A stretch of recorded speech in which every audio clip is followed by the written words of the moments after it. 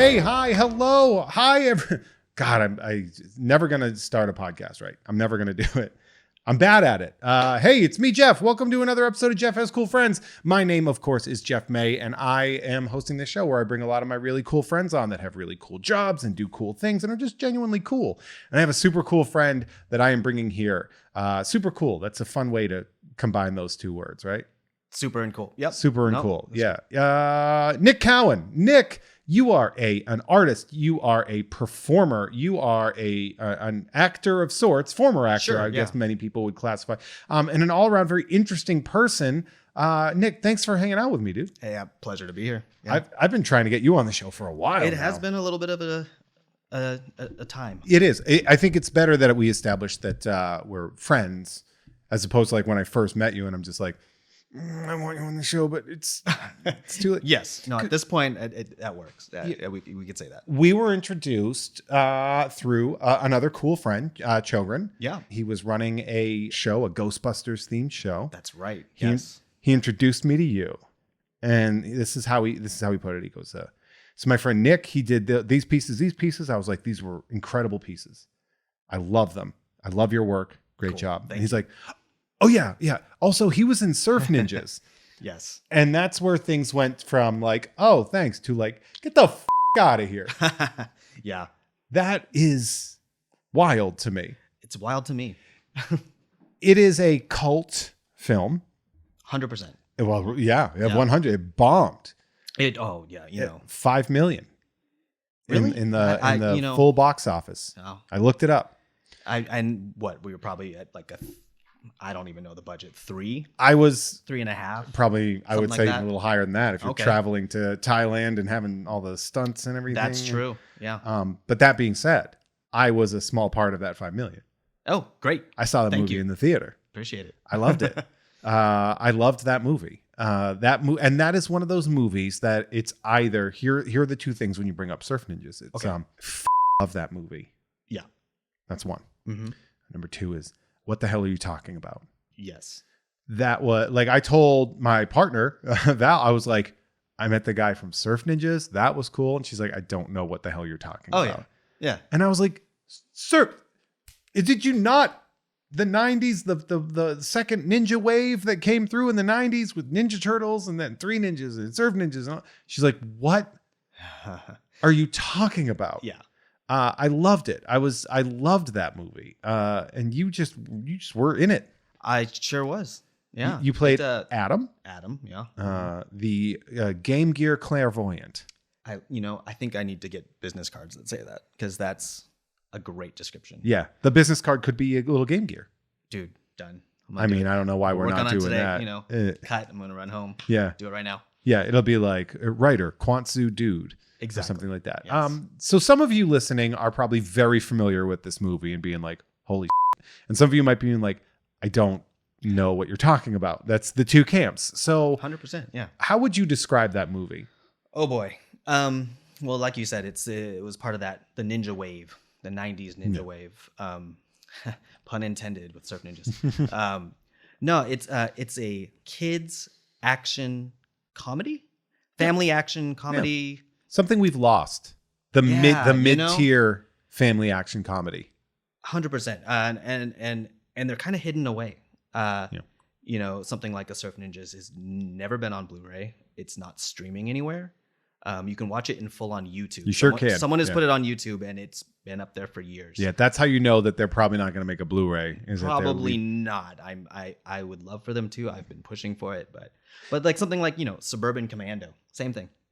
Same studio. I have that on DVD. Yeah. It's definitely on DVD. Yeah. Surf Ninjas is on DVD. VHS, DVD. It needs to be. Laserdisc. I have a Laserdisc. You have it on Laserdisc? Mm-hmm. Did you put it in the album frame and put it up? I should. I've been thinking about it. Yeah. You absolutely should. Yeah. Because it's the 30th anniversary, right? It is the 30th. Yeah. This year is 30 years. August will be officially 30 years. Are you guys doing anything for that? I'm trying to.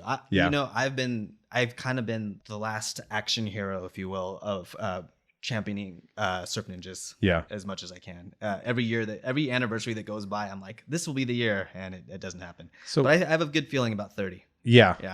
I mean, because it was you and Ernie Reyes Jr.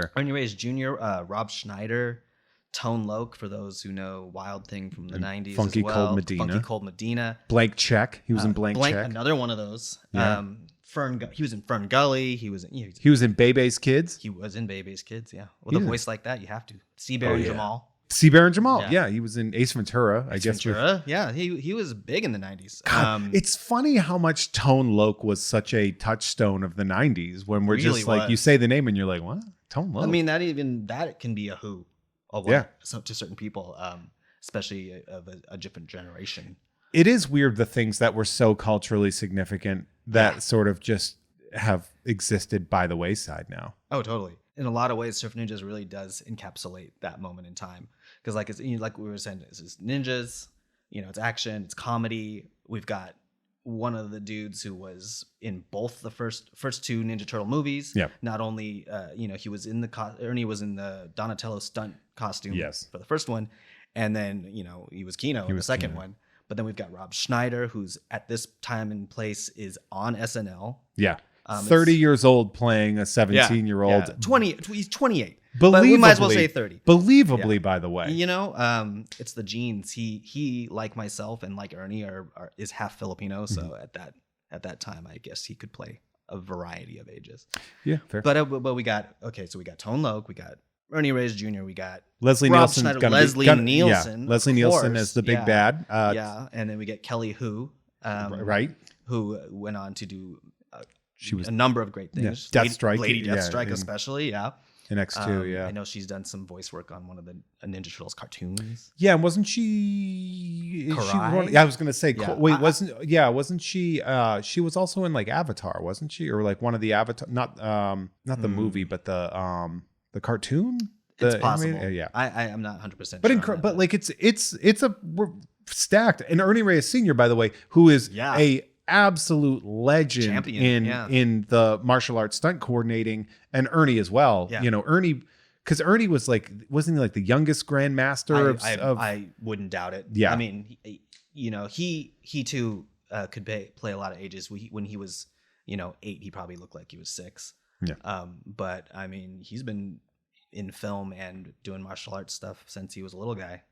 Was that intimidating for you to go into this martial arts? Like, you didn't have really a martial arts background, right? I mean, I took some karate like all of us did at some point. But no, I it wasn't intimidating, especially since my character didn't have to do any of that. Yeah. It was more exciting to know that he was attached. Being a 90s kid who was into Ninja Turtles and going, oh my gosh, it's that guy. But I mean, I don't even know that I saw Ninja Turtles 2 in the movie theaters, but I had watched him on Sidekicks. Right, the little TV show. Television show that was on ABC with not the Chuck Norris, Jonathan There's Brandis. a lot of names overlapping, Sidekicks, Avatar, But I used to watch him on that specifically. So I had known him since way back. Yeah, I was familiar with his work. Yeah, and he's maintained a very interesting career as well. Absolutely. Being, he was I think most famously used in The Rundown. Yes, people love that fight beating with the Rock. The Christ out of the Rock. I think he was one of the temple guards in Indiana Jones 4. Oh yeah, that tracks. Like yeah, and even then, like the choreography too is something that people forget is how often these people shift into fight choreography. 100%. Because they're like, I got famous for a reason. Yeah, well, in and out of it for him, like to be on the stunt side of things and then into leading roles and then back into stunt. And I'll tell you that I think that is one of the things when you talk about Surf Ninjas or versus Three Ninjas versus whatever you have back then.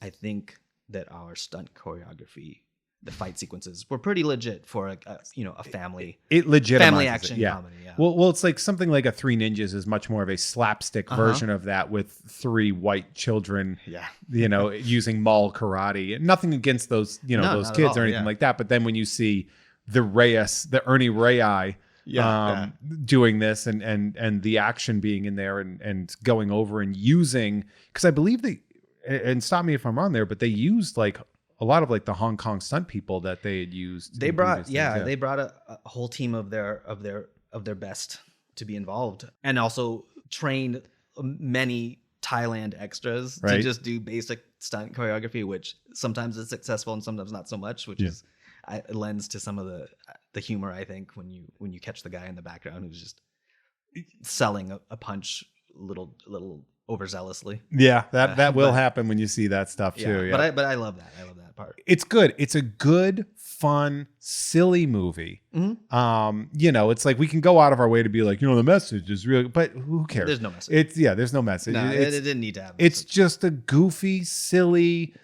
fun movie, but it is a genuinely important cultural touchstone for many people my age. Absolutely.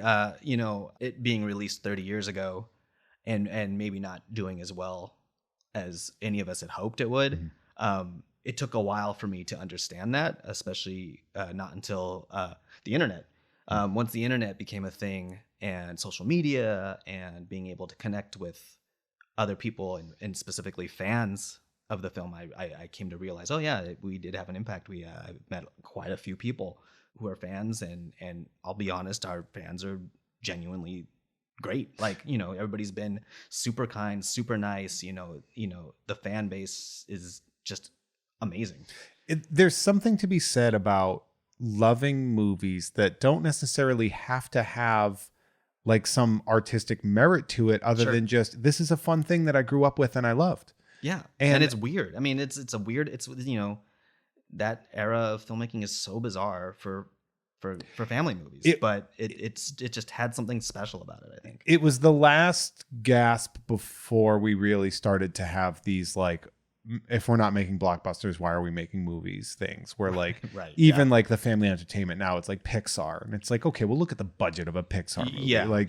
Like there are no mid-budget you're right, action comedies anymore. But and it's like one of those things where like studios aren't gonna risk something that they're not going to risk millions of dollars. They're not designed to lose money in a lot of ways right now. Right. I mean, everything is based on, an existing IP because they're trying to make sure that it's got, it's definitely going to be a win. But it isn't always the case. And we're losing creativity because of it. And we're losing, these original ideas. Yeah. But what I guess now is that we might be on the cusp of a renaissance. And we might be able to thank another Asian-based main character here with Michelle Yeoh in Everything Everywhere All at Once. That might be something that rescues that sort of mid-budget cinema. Oh, 100%. And honestly, with the Netflixes and the other studios, like, who are doing their own, they're creating their own stuff. Hopefully we're seeing a lot more original ideas, and they're sometimes willing to take those risks and let them flop or succeed, or I do hope that is something that comes in, because I really do feel like we've lost that. As enjoyable as a Marvel movie is, like, why do we have to does everything have to be $1 billion profit in order for us to want to see something? Like, everyone talks about like, like superhero fatigue, and a lot of people are like, no such thing. I'm like, I'm going to disagree with you on that one. Think so too. I mean, like I saw Ant-Man. I didn't dislike it, but it didn't need to exist either. With the newer Marvel movies, one of the things that I've noticed is that Marvel relaxed its leash on the auteur directors that they hired. Because if you remember, like with Ant-Man 1, and they got into it with Edgar Wright. Edgar Wright, and they didn't like all his flourishes. Right. And he left because he's like, no, like, I'm not just a cog in their machine. If you want me to direct something, I'll do it, but it's my way. And they're like, we have this way. And they reached this weird form of success. And now they're getting this massive brushback because the stuff they've put down, if you look at it, you can definitely see much more Raimi. When you look at Multiverse of Madness, 1000%. You see much more Waititi in Thor 4. Ragnarok for sure was them going, just do your thing, which is funny because they were so against that, like we were saying with Ragnarok Edgar. Might be the first one where they were like, well, let's see what you do if we give you a little space, and it succeeded. Too. So then they were like, you know what? As long as you stick within these certain parameters, go for it. And then you look at who they got, and it's like Chloe Zhao did Eternals. People hated it. Yeah. Sam Raimi doing Multiverse of Madness. People did not necessarily like that. Sure. Thor 4. Like, I'm sorry. It's that's a tough one. It wasn't that enjoyable for me. Yeah. Like, there were parts I was like, I'm not having fun. Yeah, which is so strange because I really enjoyed Ragnarok. Like Ragnarok is one of my favorite. But I think it was Marvel because movies, that was the first one to break the mold and went a little zany, and there was humor, and the visuals were wildly Gorgeous, different. Yeah. But now I think it's it's they leaned into the Jack Kirby stuff more than they had before. But now I think that Marvel has sort of relaxed and been like, let the directors do their thing. And what you would think would happen would be like, great. Sure. And it's somehow the opposite. Fans are not enjoying it so much. That's weird to me. Like, I'm trying to figure out the ingredients of this, and it really comes down to like the correlation that I'm seeing is like the directors are showing more of their flourishes and their films are not doing well in that regard. Whereas, you know, Sam Raimi doing Darkman on for $100 or whatever budget he had, and you're like, well, this is something very specific, and it's not within those other confines. So it's kind of like you're sitting there and you're like, I think Marvel has to go back to being tighter on what they expect. I think so too. And well, I mean, also they're too dependent on everything interrelating. And if you haven't seen the TV shows, then you're kind of out of luck, or you know what I mean. Yeah. It's huge now, and it's a little bit overwhelming. I think for the casual fan, it's just like, I don't know what I'm. It's how comics took a hit too. Yeah. You know, were you a comics kid or no? Not at all. Artistically, I always loved thumbing through the pages, or if a cover looked interesting, I would pick it up. But I'm never read. No. What were you just creating as a kid, or were you like playing video games? I'm not a big video game guy either. Yeah. The Game Gear kid. I know. Believe it or not. Scandalous. That's I actually have to pull myself away from gaming. Yeah. Well, yeah. I could be addicted. I have to pull like. I understand that too. That's the thing. I think that's maybe why I haven't really gone that direction. Yeah. But also, I kind of sucked at them. So you know, in the early days of the NES, I was just more frustrated than I was having fun at some point, and I was just like, but you know, I enjoy watching people play games. 100%. I can sit on the couch while someone plays a video game and just kind of watch. I had a girlfriend in like around like 2000 or something like that. And what she would do is she would buy like horror games for the PlayStation. Okay. Like, what's the one? The Silent Hill. Yeah. And she would be like, I bought this for you to play and me to watch. Because that's what she wanted to do. She wanted to watch the experience. And that was the first time I'd ever seen somebody be interested in the watching of video games. Right. Because as a kid, my brother and I would beat the out of each other over who gets to play. Yeah.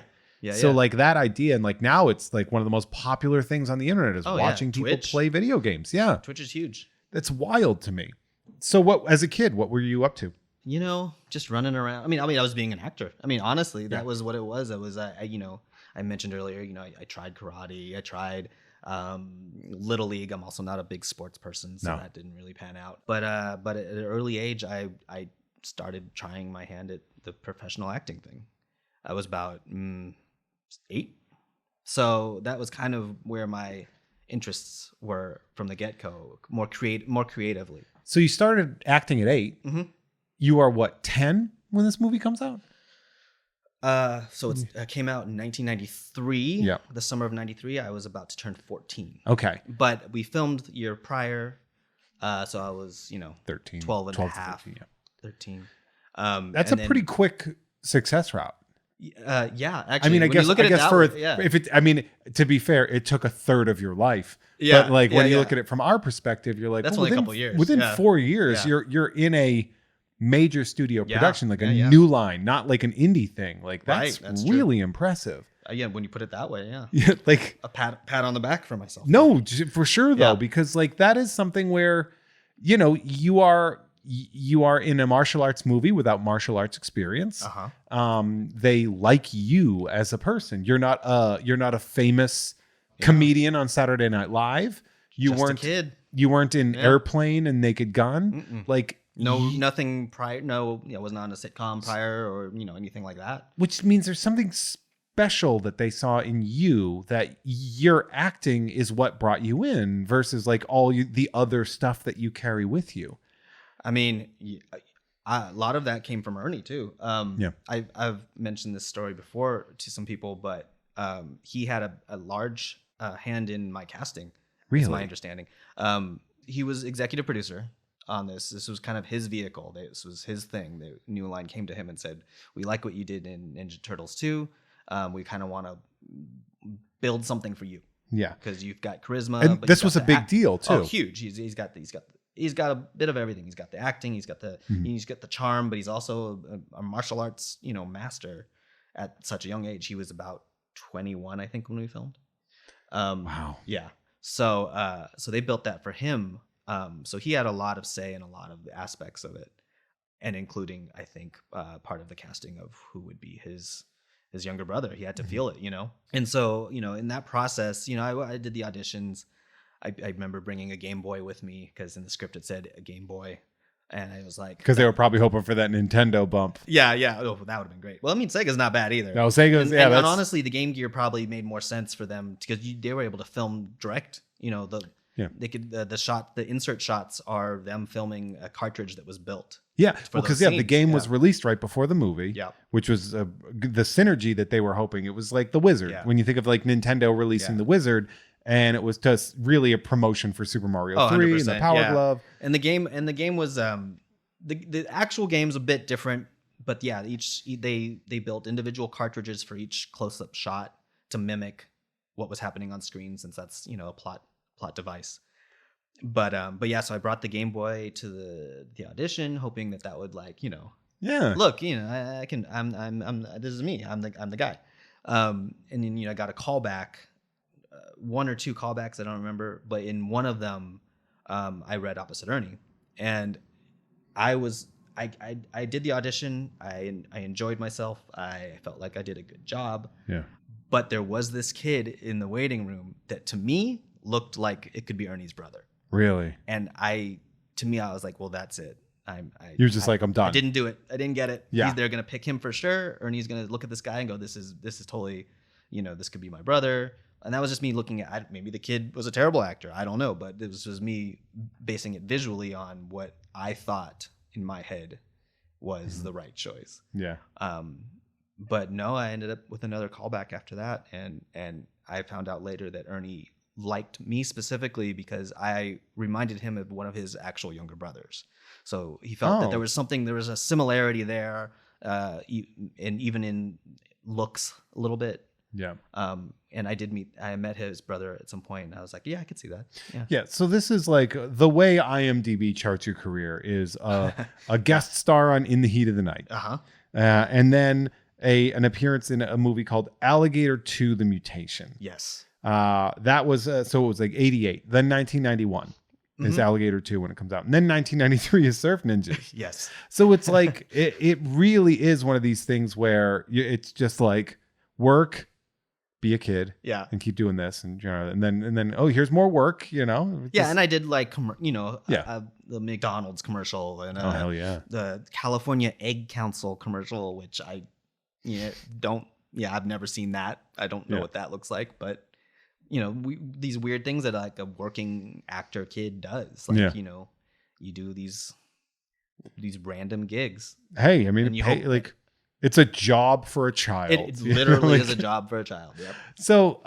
So acting, like, I mean, I guess you've had stuff show up after Surf Ninjas, but that really was the thing that kind of, that was the one. You were like, it's like, all right, it's through. I know that it was a big hit on Ernie because like they were really investing in this. Yeah, like I would imagine that would have been quite a blow. And and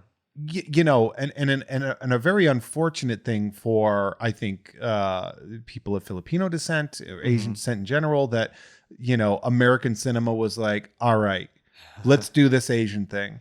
And then the movie doesn't do well. And they're like, well, it's an Asian actor, and it's sitting there. It's like, I hope that wasn't the case, but you never know. Yeah. It was. Yeah. Because when you look at the hit that Asian and Asian American actors took, from the main spot as actors, it really did set them back.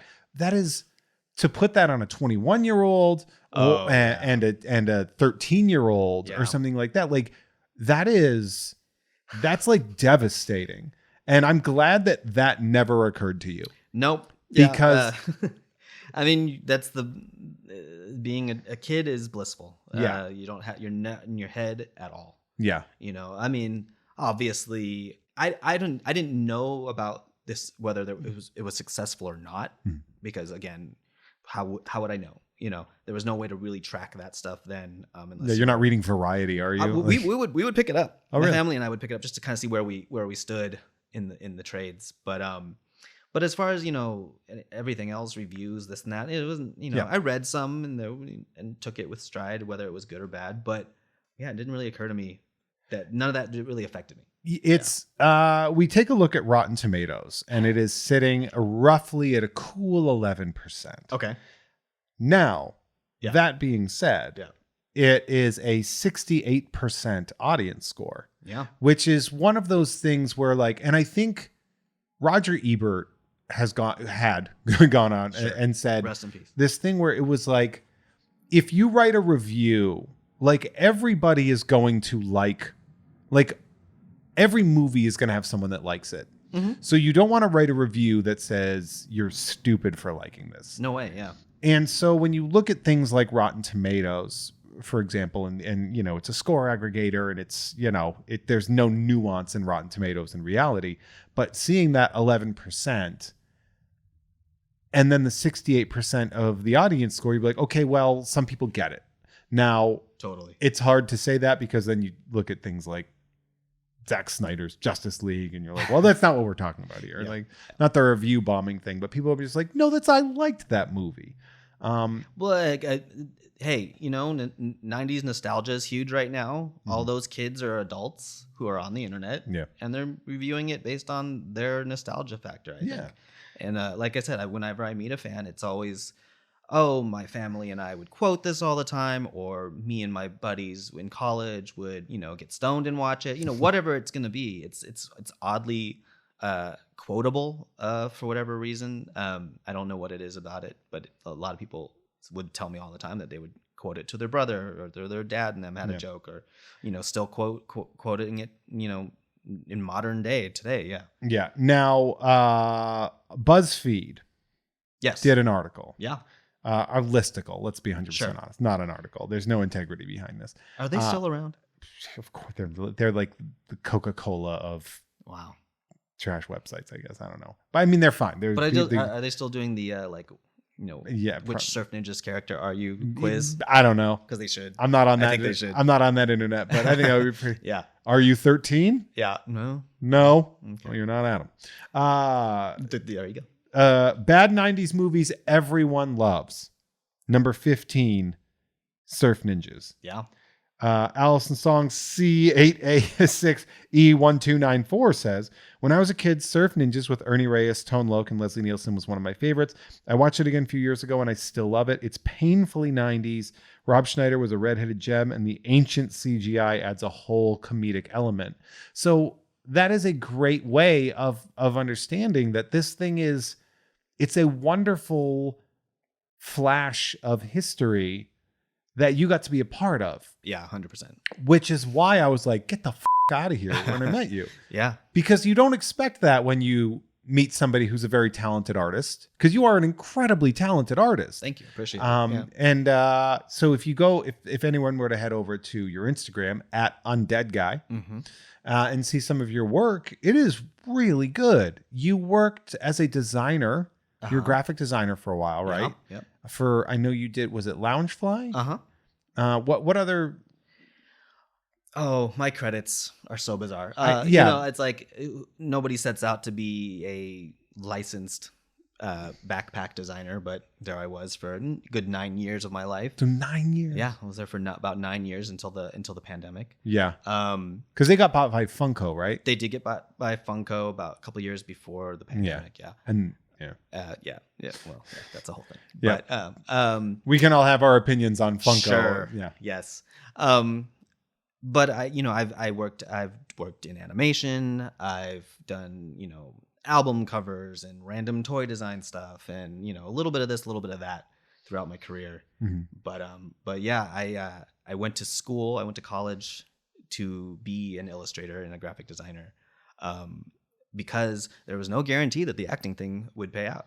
So Smart. But yeah, but being an artist, illustrator, is equally painful I was going to say at times. Yeah, you I could have picked done a much more financially rewarding and secure job. Yeah, but that's the creative spirit in me. I don't think I really could do anything else at this point. Hi, we're on my podcast that I do because I retired from teaching. Yeah, there you go. Yeah, but even before I was doing acting professionally, I've always been a kid that drew and did artistic creative type things. So it was kind of one of those two paths was going to be it, I think, at that point in time. What were you drawing when you were a kid? Like what did you like to draw? Ghostbusters, Star Wars, Ninja Turtles. Okay, it's odd. That's weird because you ended up working for Loungefly. Well, yeah, and it's funny even now in my own personal endeavors, I tend to lean towards the licensed fan art kind of things. I don't do a lot of original creations, but even back then, looking at recently rifling through a lot of my old artwork from childhood, it seemed to always be influenced by pop culture. Yeah. It just it's the monkey see, monkey do. We see these things, we love them, 100%. And I love seeing interpretation of things that I know. Someone's version of a thing. 100%. So something like a Ninja Turtles at this point has had so many iterations, and now each one is drastically different from the last. Oh, very, yeah. And I love that. Or even just now that we're on this whole everything's being rebooted thing, all these shows that are getting, the reboot treatment, like what was it, Thundercats Roar? Thundercats Roar, yeah. I thought it was cute. I thought it was beautiful. I thought it was an interesting take on the source material, and it wasn't trying to rehash, which I love. No. And people hated it. People hated it because here's what it comes down to, and this is as somebody who worked in fandom, and saw the comments of these things. People get mad when they don't want to the cartoon. Yeah, that's and true. that really comes out. Here's the thing: is I love the stuff we grew up on, right? Those commercials that we grew up on, Thundercats and He-Man and stuff like that. Mm-hmm. I recognize them. I understand that these were toy commercials. Yes. When you look at G.I. Joe, Thundercats, He-Man, it's all the same design. It's the same guy with a different haircut and all that stuff. So to mix it up and to add something new and stuff, people are very precious about their 22-minute toy commercials. That phrase, you're ruining my childhood. Oh my God. That is the most ridiculous thing I've ever heard. How bad was your childhood? I mean, are they going back into time and killing your dad or something? I don't get it. It's the thing that you love still exists. You can watch it and the next generation can enjoy this or not. I don't, who cares? Yeah. Who cares at the end of the day? When The Last Jedi came out. And people were losing their minds. And I'm well, it's not like it's dudes going in your house and wrecking your Empire Strikes Back VHS. No, what do you care? But the whole adult men in our age that are really rallying against cartoons for children. Yep. And I'm what the is wrong with you? Yep. Or I remember, a good example, the Masters of the Universe Revelation that came out, that Kevin Smith wrote and the stuff like that for Netflix. Yeah. I loved it. It was great. Probably the first time we've gotten a genuinely good. I know that He-Man had the 2000s, the reboot. Right. I did not like it. Okay. The designs were great. Yeah. I did not like it. Designs were phenomenal. This thing came in. It's considered a sequel of the original series, except with plots that people were mad. Tila was, more of a warrior and stuff like that. And people were they were mad that they didn't, that she was strong, and they were no, I want to be able to masturbate to the cartoon. Yeah, probably. And that to me is embarrassing. Well, I mean, just tell a good story.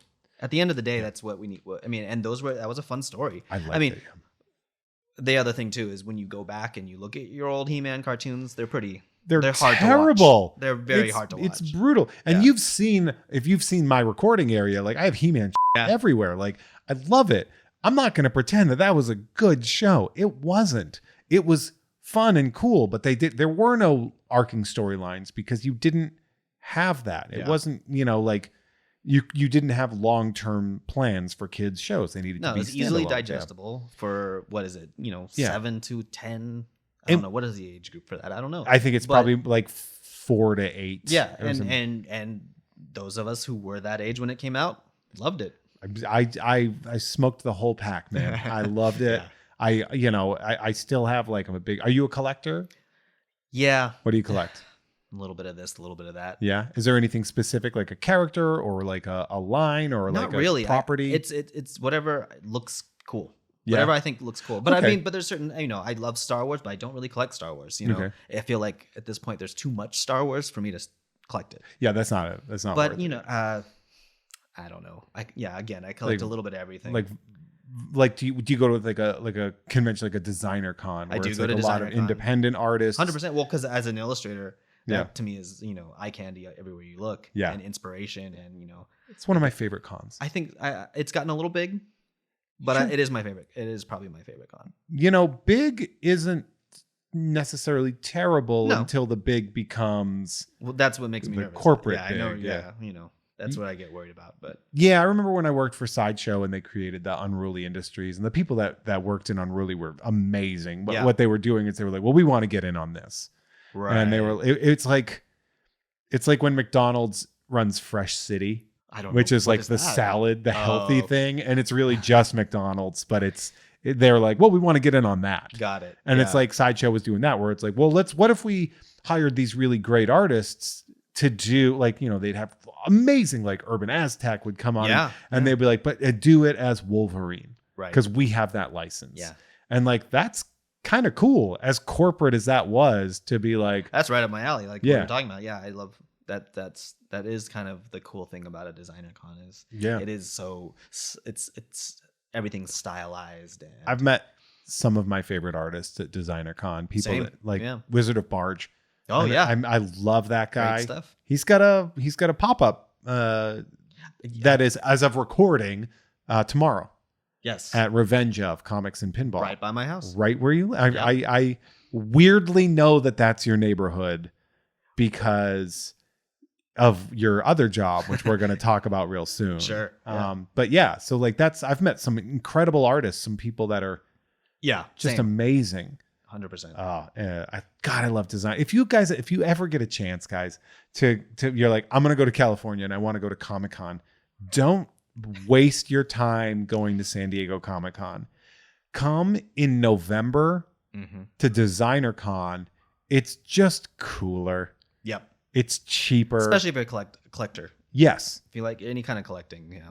I've met some great people I've met people. There was a guy that was in town for the first time from Hong Kong, and he, like, I was like, oh, I love your work. And, I apologize. I've spent all my money, but I followed him on Instagram and I'm like, I enjoy your work. And the dude's just, take this.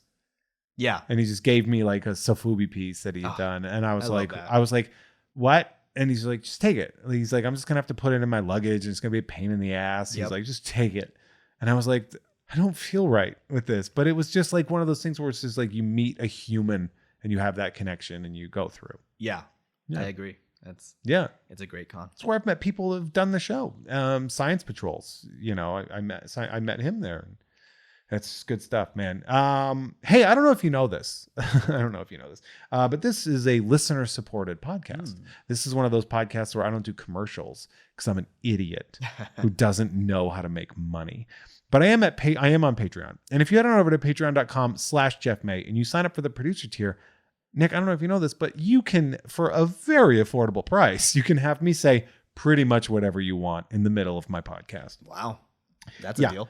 It's, some would say, too much of a deal, which it is. Get on it now, because we are adjusting that for the 2-year anniversary of the Patreon in April. We're going to be adjusting that. But until then, I would like to thank some of my producers. And if you want to become a producer, head on over to patreon.com/JeffMay for early access to uncensored episodes with bonus content. But if you're listening for free, thanks anyway. I appreciate you. I love and cherish you. So I'm going to say thank you to some people here. And first and foremost, I'd like to say thank you to a googly-eyed rock.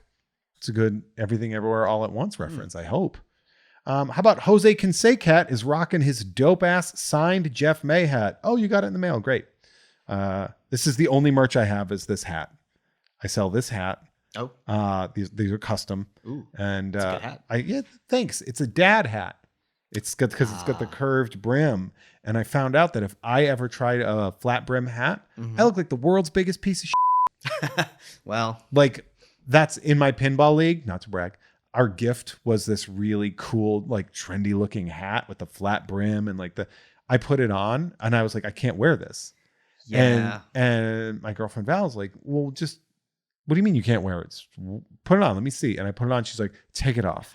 Like I look like scumbag Steve. It's not for everyone. It really is. Like this has to be. You understand what works on you and you're wearing it. I look like such a piece of shit anyway. Like the fact that the flat brim hat just like exacerbates it and makes it worse. It's so bad. Like I'll show you a picture, or I'll show you one because I have some in the back. Because my friend Tom Whalen also makes hats, and he has it flat brimmed, and I bought one and I put it on. I'm like, this is going to be a display hat. Yeah. Shout out to Jay, friend of the crows, demands a crow emoji. # join the murder. Starting the cult of Jezbut, we await their glorious return. You'll see that soon. You get the Aldo Vargas rookie card, everybody. Shout out to Bauhaus. Bauhaus, like a Korean restaurant. Do you like bao? I haven't had too many bao. No, but the ones I've had, pretty good. You vegetarian or ish? I don't eat beef or pork. Okay, and I never have. Yeah, I've never had a hamburger. Never in my entire life. Fair. Yeah, that's fine. Any reason or just like we haven't did it? There was health restrictions in my family growing up, not for me specifically, but that's just what was in the household, and it just kind of carried on through the rest of my life. And now it's kind of like this weird thing. Will I ever do it? It's fine. Yeah. It's great, but you also don't have to. Like, who gives a Yeah, that's how I feel when people are shocked about it. I'm like, it's whatever. It's food. I don't care either way. Dude, I have the most carnivore ass looking face in the world, and I'm like, I'm thinking of it regularly. I'm like, should I try veganism for a couple months? Like, it's okay to be vegish. Yeah, I like eggs. Oh yeah, I really do like cheese. Eggs. Cheese would be the one for me.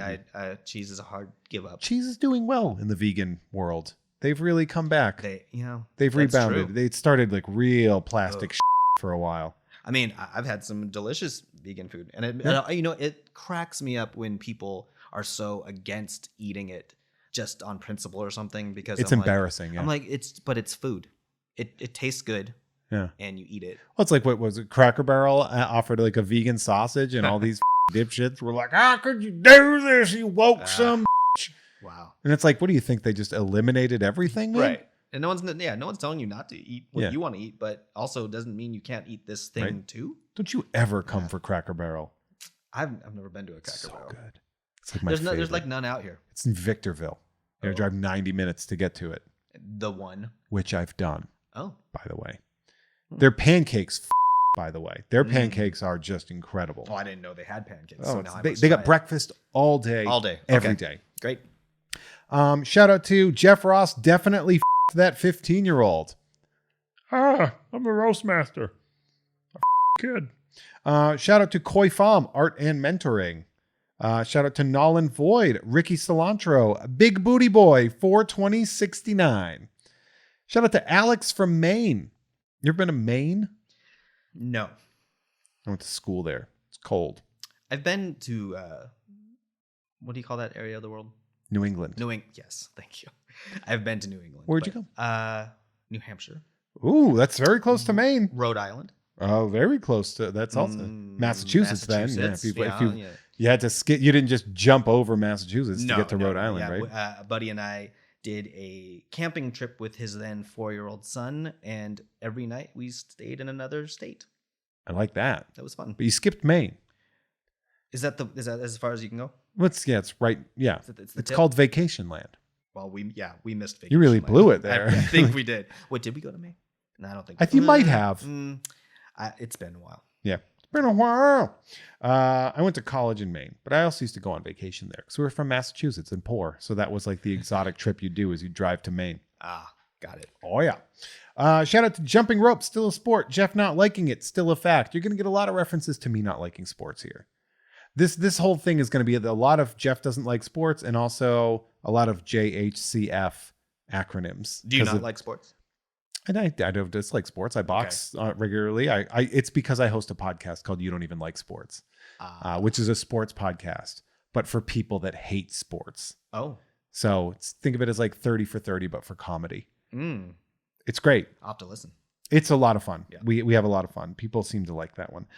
Shout out to Bodacious Big Bad Bouncing Bollock Bonanza, Jennifer Fenderlander at AV Foundry, Patrick Dore, Part Fartigan, Stevens looking for a new job. If you guys are looking to hire Steven. He's the guy on my thing. I don't know how you get a hold of Steven, but I don't even know what he does for work. Shout out to Huey. Shout out to Not in the Face.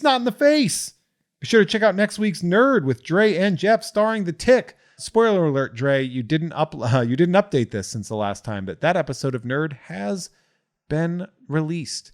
And Ben Edlund, creator of The Tick, listened to it and tweeted about it. Nice. Senpai Real noticed nice. me. Yeah. Did you watch The Tick cartoon as a kid, or did that ever hit you? No. I'm aware of it. It's you'll perfect cartoon. find that I'm aware of a lot of things without ever having watched and or participated. It's called being connected to the zeitgeist. Yeah, I'm very connected to the zeitgeist I get in a it. lot of ways. Yeah. You're these are in my periphery. I would suggest watching The Tick though. I do want to watch it. It's a pretty perfect show. Okay. So shout out to Rudy. Daft Punk has an anime Rueda. Do you know Daft Punk has an anime? I sure do. I have it on Blu-ray. Interstellar 5555. You know it. Hell yeah. Jeff hates competitive fun. See, that's a mix of the JHCF and the you don't even like sports. Shout out to Goji. Shout out to Feliz Años Nuevo, you goofy f***s. Molotovsky advises everyone to calm the f*** down and enjoy the menu. Shout out to Gerard. Boston Market saved my Thanksgiving. Ruane. That's the first time Boston Market saved anything. Shout out to Farty Marty, who has devoted his life to being upwind from Jeff in case the great air biscuit arrives as foretold. How about eat shit and die, Grand Canyon? You ever been to the Grand Canyon? Yeah, last year. Oh, wow. First time. What'd you think? It was grand. Yeah? And a canyon, but it's impressive. Is it? I think so. Have you been? I don't give a shit about the Grand Canyon. Really? That's why that's in there. Somebody heard me say that on I think it was like a thing where I was like, it's going to look like the picture, right? I feel like I got it. It does, and that's true. But there is something about witnessing it in person. You go, oh, okay, it's big. It's real big. I feel like it would be about 3 minutes before I'm like, can we get the out of here? Like Hey, I feel maybe. awful about that. Like that's not a thing. Okay. Where it's like one of those things where like I'm not bragging about it. It's just like, what am I missing that like that nature thing doesn't click for me? Not necessarily anything. You don't have to like it. No. Yeah. You know what? You can like whatever it is you want to like. You're right. But boy, would it be nice to want to be like, someone's like, you want to go to the Grand Canyon? I'm like, I'd rather die. Well, you know, I'd like to be like, I sure do want to go to that. Yeah, but you sure do want to go to something else, I'm sure. Yeah. I want to go to like some cool like Las Vegas. Oh, I don't want to do that. Vegas is weird. Yeah, I do. I go to Vegas for Thanksgiving every year. Oh yeah? Yeah. What do you do there? Well, we used to go to the pinball museum, but the thing sucks now. It's really bad. It's really bad. But it's a lot of it is leaving and having a dirtbag holiday. Got it. Cool. Like that to me I really enjoy that. Okay. Shout out to Show Me in the Rules where it says a dog can't play basketball. That's true. It's not in the rules. Gray Man, tell me your fears. Jeff using Deep Blue Sea memes to break bad news. Shout out to Tyler Wilgus, asking 7. It's the time since he changed his name on this document. Jezbutt had a kid, got a new job, and got COVID. That's why the cult of Jezbutt is being started, because this name has not changed in quite some time. Wow. So we're a bit concerned that Jezbutt is not updating. But he had a kid. Okay. Hopefully he still has the kid and doesn't have COVID. Kid? He did get COVID and he got a new kid and a new job. So he's probably too busy. Yeah. As long as he keeps paying, I'm happy. That's the trifecta right there. Yeah, right? That's it. Shout out to Kimball, the casual Frankenstein. Shout out to 20 years in retail has taught me loss prevention watches employees, not customers. That is in reference to the fact that I shoplift from Target. Who doesn't? I take peanut M&Ms. Are they by the register? Yeah, I have a system. Yeah. It's my tax for them. It's not hard. No. Okay. But it is fun. It is very fun. Shout out to Steven. Jeff hates clawful figures. How dare you? That's what I collect. That's my character that I collect is Clawful from Masters of the Universe. Which one's Clawful? He's the lobster man. Oh, he's very cool. New England. I like him. Yeah, I got stabbed for him Easter morning by my brother. Ah. And so I won. All right. I won him by DQ. So now I collect him. And I have a... Were you stabbed by a clawful? I was stabbed with a big pen and tattooed. Oof. Well, I had a little tattoo on my trap muscle, my Amazing. little 3-year-old trap muscle. It's And my hardcore. brother just... Wow. Little psychopath. Well, I can't think of anything funny because I'm not the goddamn comedian here, Jeff. That's fine, dude. No need to be aggressive about it. Shout out to Mike Gouts, Aeschylus, and his tortoise, Dr. DNA. I get to beguile. You Street Fighter guy? again, I don't really play video Play games. Street Fighter. Oh yeah. Oh, that's but right. I do, but I do know that name. I know Yes. a lot of their names. I genuinely know what they look like most times, or generally, I think was the word I was looking for there. But I generally know what people look like when you mention their names. The fair, yeah. The scene in Meet Joe Black where Brad Pitt dies. Shout out to I'm never going to have a history podcast, you little shits, so stop asking. Look, man, I guested on Behind the Bastards recently. Just listen to that. It's fine. Stop trying to make me do it. Shout out to Mackenzie. Jeff made me feel like a douche for my Albert Camus reference, so now I'm going to make him say Eddie Haskell's obvious piss fetish. Chill. You don't want to know how little he paid to get me to say that. I don't. Sorry. Instagram and Twitter's at Bob_of_skull. Shout out to Wow My Chocolate Starfish Gently Weeps. Oh boy. Winners. All of them. Shout out to Lemming Malloy. Norm from Cheers. Norm from Cheers also finds all the swears that we do and sends them to me as a little for an editing assist. Nice. Shout out to Burrito Mouth, Dan Hackroyd. You're awesome. Keep on keeping on. Nolan, Tubi's Dark Herald, says, watch A Breed Apart, Rutger Hauer's Eagle movie. Nolan, you got to update it to the new Tubi movie. People are really liking Tubi lately. The station? Yeah, the thing. It's sort of like it still exists. Tubi is doing good because Really? it's commercial television as an app. Oh, But it's like Tubi. TUBI. Yes. There's movies that you can't find anywhere but on Tubi That's that are like good movies. not Surf Ninjas. No. It's nowhere. It is nowhere. It is like, do you have a Google alert set for Surf Ninjas? I don't. I probably should. I don't really understand Google alerts. I'm oddly not tech savvy for someone who I'm a Luddite myself. Yeah. look. You know what the extent is telling the future with a Game Gear when I was 12. Pretty huge. Yeah. According to tvguide.com/movies/surf ninjas, streaming just says loading, please wait the whole time. So do residuals ever show up for that movie? They sure do. Do they? Yeah. A couple cents every. Not in the sense yet. There are like things like the aforementioned, like in the Heat of the Night episode or whatever it was that gets down to the cents sometimes. But Surf Ninjas is starting to dwindle. It was many years where I was still getting like $100 here and there. Really? And it's getting to like under 20 at this point. But it's still, hey. But it's still the gift that keeps on giving, baby. That's a morning coffee. Yeah. So it says on the Streamable that Surf Ninjas is not available to stream with a subscription service. Nope. Embarrassing. It Totally. should be. So go on YouTube, guys, or buy it on VHS. At your local FYE. Is that do they carry that? Does FYE even carry media anymore? Yeah, I don't know. Or are they just like a hot topic with lights on? They are. Yeah. Oh, that's a good description.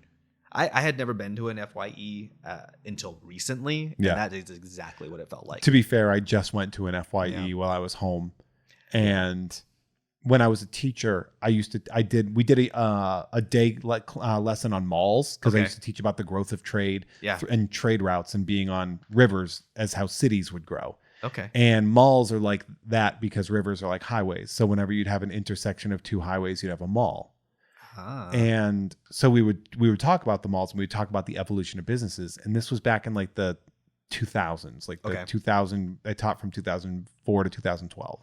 So, and we did a thing about FYE, and we talked to them about how they were going to need to evolve or they would die. Yeah. In the way that towns would also have to do that. They would have to change. And so we'd be like, look, if they're selling media, they're still selling CDs.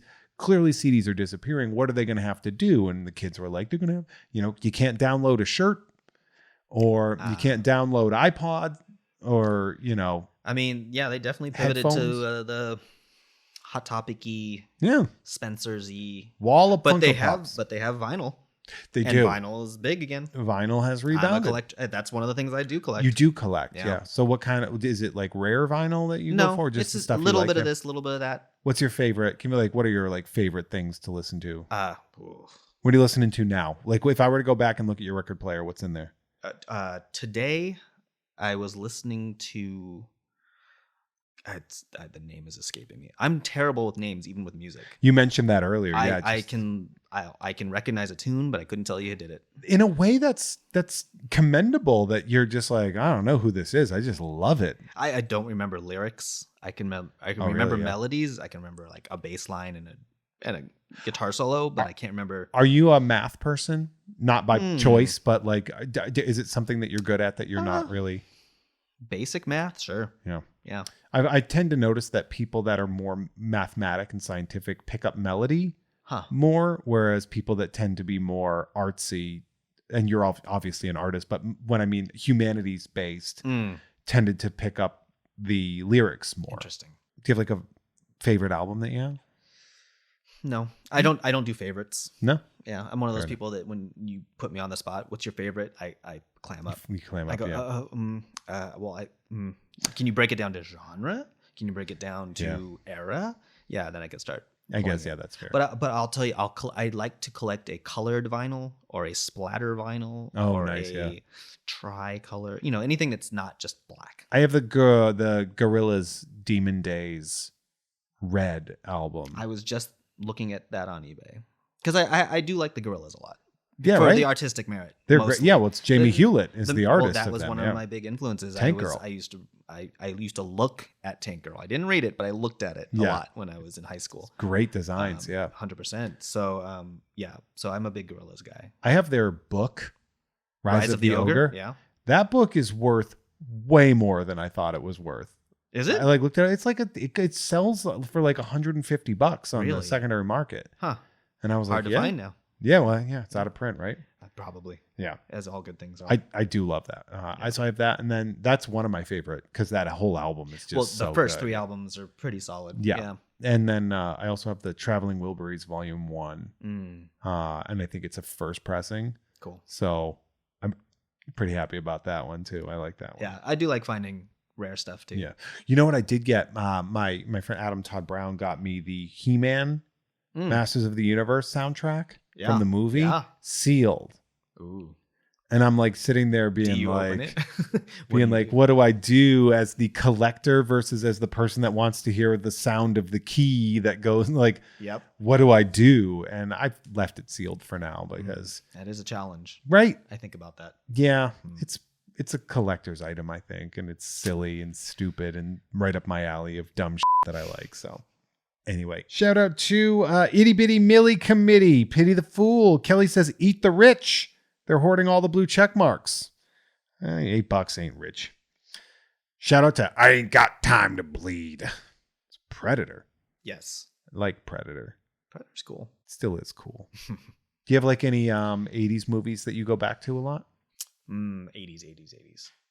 My favorite 80s film is Real Genius. With Val Kilmer, yeah. Which, get this, found out later, was written by the director of Surf Ninjas. That guy wrote a lot of movies. Yeah, he did. Yeah. Was a Bachelor Party. Yep, he wrote Bachelor Party. He written because I researched the show, and so like I had watched some stuff and like they were going through like the list of the he's written and I didn't write it down because I didn't think that was pertinent to this, but like it is a lot. Yeah, it's very interesting. I just showed RoboCop to someone for the first time. I've never seen it. Nick, you would love it. I probably would. That's the other thing about me. There's a large swath of 80s cinema, if you will call it cinema, that I missed. That I think missed. RoboCop very much is cinema. That is the artistic merit of RoboCop goes so much further than what people thought. But here's the thing. This is kind of like what I was saying earlier, that I'm aware of a lot of things. Yeah. When I was looking through those childhood drawings, were there drawings of RoboCop? Hell sure were. I'd never seen it, but I knew who he was, and I was drawing him. I could never get the proportions of RoboCop correctly because you couldn't see his nose. Yeah, you're right. And so it was so hard for me to guess where the eye slit was for his visor. Yeah, and the nose. So I always drew him like he had like Cabbage Patch face. Got it. When I drew him, because I didn't know how to make his head size proper. That is a challenge. It's a fascinating thing because I used to do the same thing where I would draw all the time and I Yeah. would draw these things. And when you see him and you'd copy, because you copy at first. 100%. And then with RoboCop, I was like, I can't do this. I just don't know how. He's tricky. I would implore you when you get a chance to have a night where you watch RoboCop. I will write it down. I'm trying to watch more movies this year, like per amount of movies I watch in a single year. I'm trying to really ramp it up. Yeah. And I'm writing down each one that I watched to remember that I watched a lot of them. That will go on the list for sure. There are some movies, especially movies from the 80s, where, because I'm not, again, I think I've said, I'm not precious with fandom. Yeah. I don't like, I know, but there are some things where I'm like, no, I think you do owe it to yourself to see this one. Yeah. And like The Thing. Like 1982 is the thing, right? But I didn't come to it until I was, well into my 30s. Yeah, right. But it's one of my favorites now. And you see it and you're like, oh, this is perfect. It's brilliant. It's a perfect thing. Yeah. RoboCop is one of those. Cool. Where it's like, I don't go out of my way to pretend that all movies are like, oh, you got to see this one. And then people see it like, this is awful, but I liked it when I was a kid. That's cool. Conan the Barbarian. You don't get to see that. No. You don't get to see that one. But you got to see Red Sonja because Ernie Reyes Jr. is in it. Ernie Reyes Jr. and Red Sonja, baby. Yep. That's a Conan the Barbarian spinoff starring what's her name there? Brigitte Nielsen, right?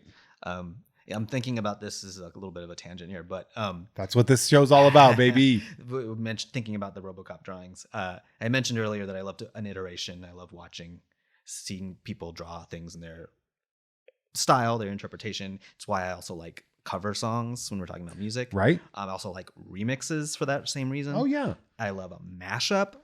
Oh, yeah. And so I'm remembering that I also drew a lot of mashups, including, I think it was RoboCop as Mickey Mouse or Donald Duck as RoboCop. Just so you know, Disney's about to kick in the door. They heard you say that, and they're on their way. Well, do they? Who owns RoboCop? Do they own it now? Because they own RoboCop. Was RoboCop 20th Century Fox? I don't know if it was. It feels like it could have been. It was. But maybe not. I don't know. But they own Predator. They own Predator. They own Alien. And they own Planet of the Apes, which is one of my big fans. So that's one of those things. It's funny because you actually are a fan of one of my other guests on the show, Dana Gould. Yes. Who does His Dr. Z thing is great. Yeah. Who owns the rights to RoboCop? He said it was Orion. Amazon. Really? Great. Well, get on it, Amazon. I want to see the RoboCop series. I've never even seen RoboCop, and I want to see this. Yeah, you want to see that what they're going to do. Yeah. Anyway, Predator. I forgot Instagram's at MRM Talley. Follow Crippled Giraffe, all one word, on Instagram for fun drawings and designs. Shout out to the guy who played JJ in Barry Gordy's The Last Dragon, Lisa Harden. Last Dragon featuring Ernie Reyes Jr. Ernie Reyes. See that? Well, I don't know, starring, but he was in it. Synergy, folks. They did a screening of it at the New Beverly Theater here in Los Angeles weekend before last. Yeah. And Ernie showed up and I was there and we reconnected. Yeah. You guys were like, hey, what do you think? Were you doing anything in August? Yeah. Well, he and I chat on Instagram here and there, and I've been saying like, we got to do something. I weirdly am a fan of his in a way where I feel uncomfortable if he's in a place, if I were to go up to him, because I really loved, and this is weird, Final Fu, which was the MTV reality competition pitting different forms of martial arts against each other with young martial artists. Yeah. And I don't know why I was obsessed with that show. Okay. But it only got one season. Probably because MTV was like, nobody wanted to watch this. Yeah. I think it was he on it? He was the host. Yes. You know what? I do. That does ring a bell. And Ninja Turtles 2 was great, and doing the stunt work with Ninja Turtles, and I loved Surf Ninjas. But for some reason, because Final Fu, that happened in my 20s. Yeah. And I was watching it, I was like, love this show. Yeah. Which is just weird. It's a weird reason to like really be a fan of somebody. Hey, there's no weird reason. You can be a fan of someone from the shoes that they wear. I don't know. It is very funny. I wonder if the new Bev would do a Surf Ninjas thing. I mean, I told him when I saw him, I was like, "Do you think we could do it there?" Because they had him as a guest. I mean, he came up and said a few words before the screening. So yeah, I mean, I think he's got the connect. So we'll see. I know that he said he's taking a social media break for a minute. So I'll reconnect with him in a bit. There's Brain Dead. Mm-hmm. That's another one on my list of potential. On Fairfax. I would love for Vidiots to open in time.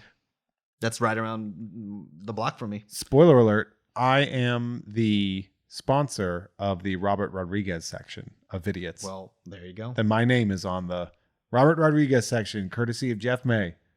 Side note, I can't 100% tell you if this is true or not because it's come from word of mouth. Game of telephone, yeah. Well, from my grandmother actually, but it's my understanding that I was offered the role of the little brother in From Dusk Till Dawn. I could see that. Who I think was a bit older than I was at the time, like who they ended up going with. But not by much. He looked 15. Yeah. And so, and I believe that my family turned it down for me on my behalf because they read the script and they went, "Whoa." Oh God. Yeah. And it's like, I love them for that. I'm a decent human being because of it. But man, I would love to have been in a Robert Rodriguez and to maybe potentially still know him Tarantino? now. And Tarantino, yeah, especially. Because that's a co-production. Yeah. That's one of those. That is one of those working with of Harvey Keitel, Juliette Lewis, George Clooney, Danny Trejo, Salma Hayek, Hayek. Because you did work a little bit with Cheech Marin accidentally on their animated thing, right? I guess that would be an accident. No, I did. When I mentioned I did some animation things, I beyond working professionally for Nickelodeon at a point in time. Oh, what'd you do for them? I was a props and characters designer for one of their Nick Jr. shows. But it was during one of our recessions, and we were laid off. The show was canceled. So that happens. That happens, yeah. But around that time also, I was working with a small independent company who decided they wanted to do the Cheech and Chong animated film. Hell yeah! And I was the lead designer on just about the entire thing. That's cool. 2013, adult animation was really getting a footing, and it was very much a flash animation, kind of like not the best quality of animation. It was. But that was the thing. Yeah. That was like, but that was in vogue at the time. It's definitely, I watch it and there's some shots that make me cringe, but it's not anybody's fault. But it was the company that decided to make it intended for these to be internet shorts, and then just decided, you know what? Let's just make it a movie. Let's make it a feature length. And they went way over budget, and they got Cheech and Chong to record a whole album of new songs. Oh, damn. So the soundtrack is original tunes sung by them. It's crazy. That's kind of neat. Yeah. That's really cool. But the funny thing is the film itself is utilizing their original recordings of their comedy albums. So that wasn't new at all. Really? So like Dave's Not Here is in there. And so you guys it was like animated to that. So it was like Shorties watching Shorties. Exactly. Like okay. That. Yeah. Was that brought up when they were like, it's gonna be like that? But I don't. Was that out by then? I don't know. Shorties watching Shorties? Yeah, I think that was earlier than that. It probably was. I think it was just an easy, the company, the production, the directors who put this together were friends with, grew up with one of Tommy's kids, and was like, "Hey, you think your dad will want to do this thing?" And they seem pretty cool to do pretty much anything, right? Like they're down with it. Yeah. I may have a set of vinyl toys coming out of theirs. Really? It's your design? I designed some toys. I pitched to a company. They got the license, but money's always a thing. So it's an expensive industry. I had no idea, dude. As an artist, you just go make it, and people go, "That's gonna cost a lot of money." Yep. I don't know if you know how much vinyl costs, but it is a lot. Yeah. A lot. Well, that was funny because when we were talking with Chogrin about like the process of building that up and him really taking the reins of being like, let's do, like really not taking no for an answer and pushing himself forward. It's because of him that I might be getting these made, because he put me in contact with one of the companies that was making some of his stuff. And cool. It's hard. You put your stuff out there, you email a million people and maybe someone emails you back. But again, I think vinyl might be taking a bit of a dip right now, vinyl toys. because it ebbs and flows like everything else. Yeah. You know, I was there kind of at the beginning of the designer vinyl boom. Yeah. In the early 2000s. I worked at the Kid Robot store. Oh, cool. I was part of a Dunny series. You know, that kind of thing. Yeah, Dunnies, those little, the little rabbits, looking right? things, yeah, which was huge. It kind of the beginning of that, and then it dipped, and I guess it kind of came back for a few Same years thing recently. with Bear Bricks. Yeah, Bear Bricks were like a thing. Then they dipped big time. No one cared. Like Crocs. Yeah, they they were a flash real quick. Then everybody was like, "These are stupid." And then out of nowhere, just you can't go to like a designer store on Melrose and Fairfax and not see $1,000 Bear Bricks That's everywhere true. and stuff. It's crazy to me that is the right those are neighborhood popular. for Bear Bricks, I think. Yeah, Poor Melrose.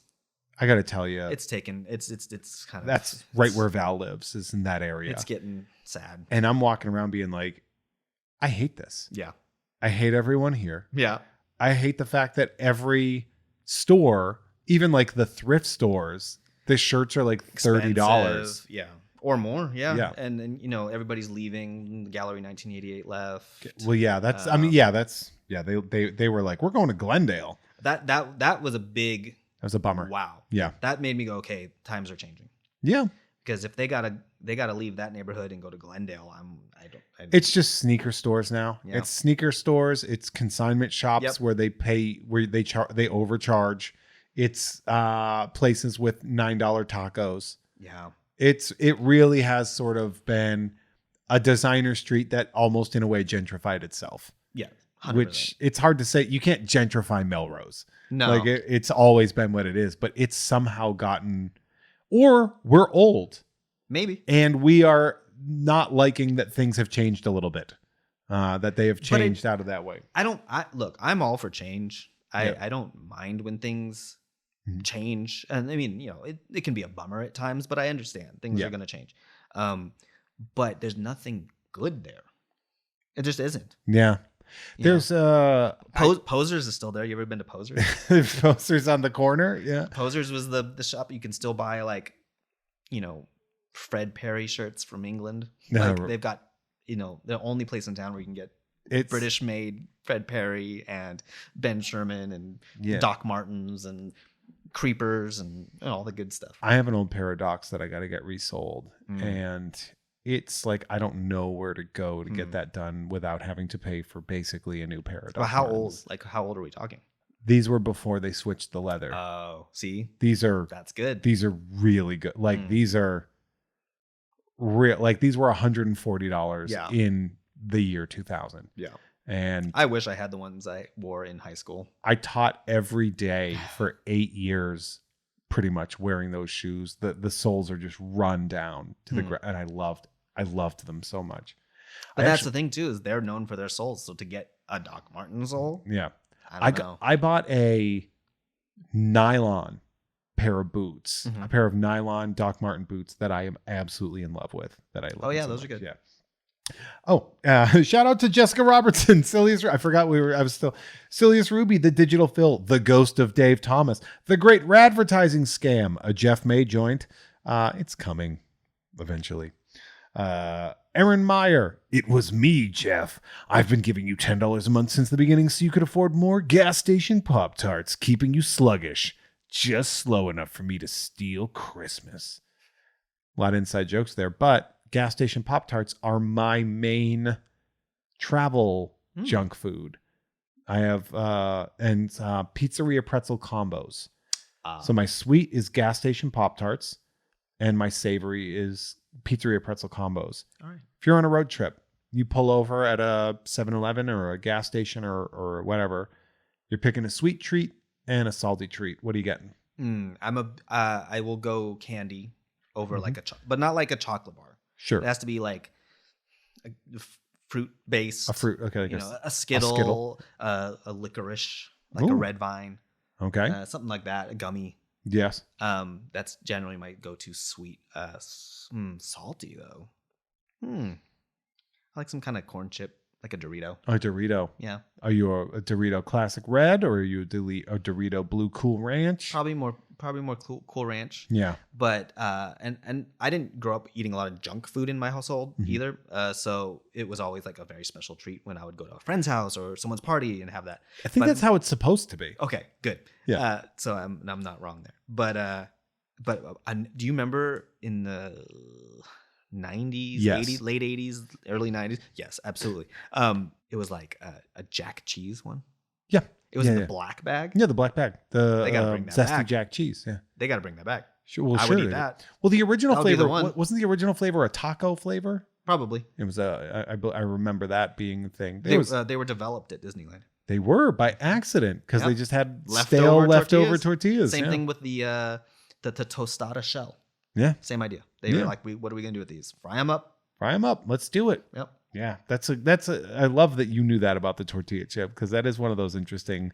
I have weird Disneyland knowledge. I go there all the time. Are you a Disney adult? Yeah, I am. I don't like to say that I am because that's a very it is a specific derogatory term. Kind of is. I don't want and not to say anything against anybody who is, but it just I'm not that person. But I go all the time. Yeah, I'm the worst version of that. I'm a Universal guy. Oh, because it's right up. It's right there. well, I mean, why wouldn't you? Yeah, I have a gold pass. What does that get you? I have free parking, and I get like that's worth it. and I get like 10 to 15% off. Their parking is nuts. It's like yeah. Yeah. I get like discounts there. I can get like less blackout dates. Cool. And free parking, you know. Do you remember there was a deal at one point, a good 10 years ago or something, where it was maybe 10 years, probably like 20 years ago, where it was like buy a day, get the year free? Dude, that was like 5 years ago. Okay, yeah. Like okay. I'm like, what are you talking No, about? okay, that is right because I did it. I did that, but I'm thinking more about 20 years ago. There was this thing where you can get these coupons at Taco Bell, where it's like with an adult price ticket, you could get a kid in. Oh yeah, for free. And then my friend and I would get those and just like wait outside for random adults and say, hey, can you get us in with this thing? It doesn't cost you anything. Yeah. And we would just like scam an adult. It's not even a scam. No, I would buy into that. Be like, hell yeah, man. Yeah, a lot of adults looked at us weird because they thought that they were going to get in trouble or something. Sure, yeah. And they don't want to also like talking to a kid. You're like, I don't know about that. And it was the 90s, so I was probably wearing like an old like army surplus jacket, and I was looking all dirt like, bag, long hair. Yeah, I definitely had hair to my shoulders. There are things that I really like at Universal that are just very unique, like frozen butterbeer. Oh, I haven't had the frozen, but I've heard it's good. Great, and I recognize and understand how terrible of a person J.K. Rowling is. Yeah, but at this point, it's not even. It's bigger than her. I've already paid, and she's not getting any money off of that. True. So, but you know what's terrible though? If you had that like dessert from the Three Broomsticks, I don't really eat there that much. Okay, at the Three Broomsticks, it's as I recall. I haven't been in a minute. It's fine. It's decent. Yeah. But the dessert is like a butterbeer cream pudding thing, and it is disgusting. It is the sweetest thing. Like it hurt my teeth. I couldn't eat more than 2 bites. Like I had to share with a friend, and we were just like, no. As the only thing that is too sweet for me, is certain soda. Like if I drink a soda. Do you like soda? Are you a soda guy? I like Dr. Pepper. That's a good one. But I only drink it at the movies. Oh. That's my rule. Okay. My rule with soda is only at the movies. I think that's probably where I've ended up. I don't go for it most times. You shouldn't. No. If you drink soda at home, stop. No, I don't. Like you are killing yourself. You are giving yourself kidney stones. 100%. You're dissolving your bones. Yeah. Like, but also I don't believe in quitting things cold turkey necessarily. Yeah. Because I think that when you break after you quit, then you binge. It's it's like, well, you're like, well, I've already ruined it, so I might as well go crazy. Okay. So I have to set dietary rules because I have an eating disorder called compulsive overeating. Okay. And so like I have to make sure I set rules for when I can eat things that aren't great for me, or else I will gorge myself. Yeah. And it's unhealthy for me. Like and this isn't one of those things where it's like my body doesn't look the way I want to. It's like, no, I don't want to put fat around my heart. Like I don't do that. You know, like I don't want to destroy my organs with soda. Yeah. This is an unnatural thing. But Dr. Pepper tastes so good. Well, yeah, people like to say everything in moderation. Yeah. And that's, I agree with that. Yeah. So There's I think I don't go and just like immediately hate myself for drinking a soda at the movies. I'm at the movies. I'm going to drink a soda. that's when you do it. Yeah. Yeah. And then they got those fancy machines now where you can like combo, make your own, like it's the ultimate suicide drink. You'll love it. Oh yeah. Remember we used to call that, like, it was either suicides or bug juices, depending on how much of a dirtbag you were as a kid. I only ever heard the suicide. I think it was like camp kids and stuff. They would call it bug juice. That sounds about right. Yeah. I didn't go to camp. No. We were just trying to like get by. We couldn't afford camp. My parents were like, no. We couldn't either. We were not a wealthy household. No, people. I mean, look. Honestly, a lot of my acting earnings went to keeping us alive. Right. Okay. Yeah. So, yeah. I drove by my childhood home the other day, and it was small. And I was like, how did I fit in there? Yeah. Like it was like a 3-bedroom ranch, but the bedrooms were tiny and stuff like that. And then I looked at it and I'm like, I can't believe that my parents managed to make this place feel so big too. Like they did a good job with what they had. And I think that was really cool. Yeah. I really appreciated that in there. And we were never people of means. So same. So there's that. Shout out to Cronenberger Meisterburger, 3 Jacob Trembleys in a trench coat sneaking into an R-rated movie. Parker Aylesworth.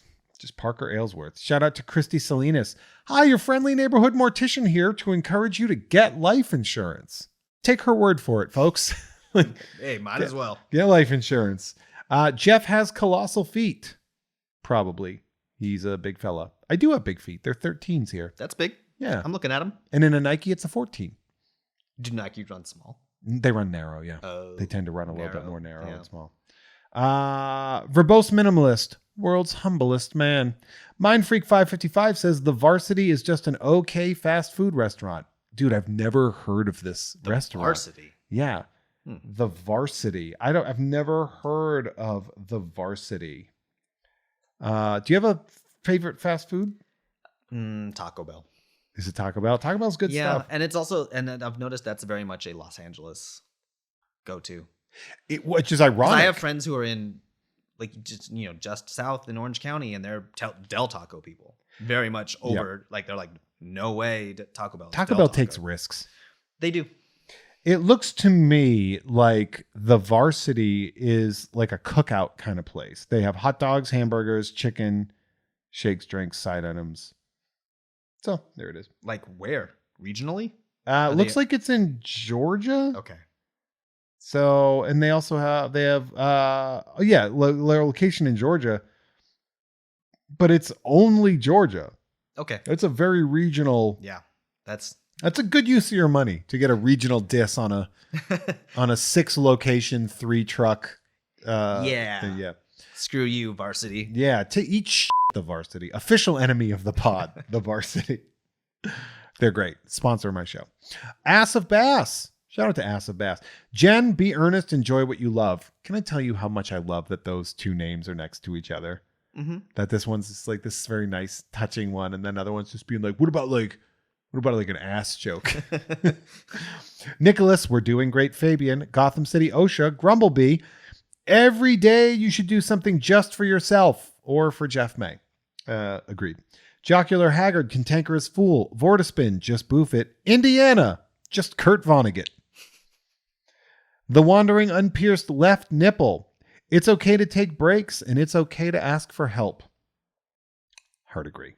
Where's Clawful? And then finally, Carlos Castillo's unpopular opinion is Jeff doesn't even watch Batman. And that's how he likes to switch all of my podcast names into one thing. That's it for all of those. So if you wanted to do that, head on over to patreon.com/JeffMay for more about that. You're a puppeteer now. That is one of my hats. You work at Bob Baker's Marionette Theater, which is a legendary theater in Los Angeles. Yeah. I've seen you perform there. Uh-huh. It was so cool, so weird. Yeah. Such a vintage, strange, universally LA experience. Big time. You told me that you went there as a kid. I did. And loved it. I absolutely did. And so and that's why you sort of gravitated towards that? Not necessarily. I hadn't been since I was a kid, since a elementary school field trip, maybe once, maybe twice, Yeah. but definitely went. And then kind of forgot about it for decades. And would drive by the building in downtown LA and say, hey, I think that's the place. I've been to that place. Wonder what they're doing in there. Are they still around? Should I check it out? But it's just like in passing because you're on the freeway or you're going through downtown.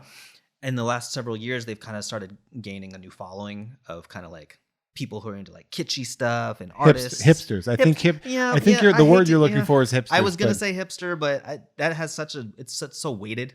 Yeah, but it's hipster. It's people that like camp. Yes. Yeah. It's camp, it's kitsch, it's people who like nostalgia and vintage things, vintage LA specifically. Yeah. All that good stuff. And they're people, those kind of people and their families. Yeah. Or not. I mean, there's a lot of our fans are adults that are childless adults that are in their 20s, 30s, 40s who just like cool stuff. I went there because you worked there. Yeah. I was like, I've heard of it. I was like, I've never been. Yeah. And I heard it from the other adults that were like, dude, you got to see this thing. It's super cool and unique. My favorite part about that was watching the kids watch it. Yeah. Which is a creepy ass thing to say. But it's true. Because you get there and there's rows of seats for people, but then it's like an area where it's like a romper room, kind of like kids on the ground. Yeah, so it's, I guess it's somewhat of a theater in the round kind of a deal where where the stage is theater in the semicircle, really, kind of exactly. Right? And then there's floor seats for the kids. Call them crisscross applesauce. Yeah, which used to be called a racist thing. Yeah, I didn't realize that you couldn't say that anymore until someone said crisscross applesauce, and I said, "What's that?" And I said, "Oh, got it." And most people when they think marionettes, because it's marionettes specifically. I mean, there's a handful of hand puppets that we use, but when you think marionette, you think we're above, hidden behind some kind of set piece, and they're hanging down. But what's different about the Bob Baker Marionette Theater is that we're in full view and we're as much on stage as the puppets.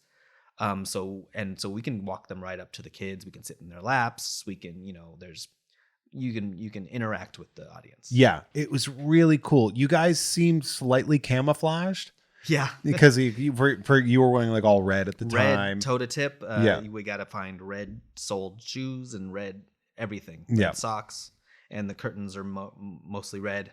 We do wear black during Halloween because we have black light sequences. Right. And you guys have a very specific Halloween show that has been going on. Like that show was like created decades ago. Everything that we do is. It's so neat. Yeah. It's we're in the process now of considering creating the first brand new show from the ground up since 1981. That's when I was created from the ground up. There you see? Yeah.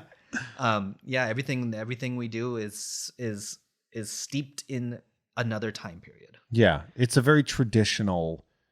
Yeah, it's something classic, vintage, traditional, and I'm glad it's still there. Yes, because that is a very that's not something a marionette theater in 2023 unheard of.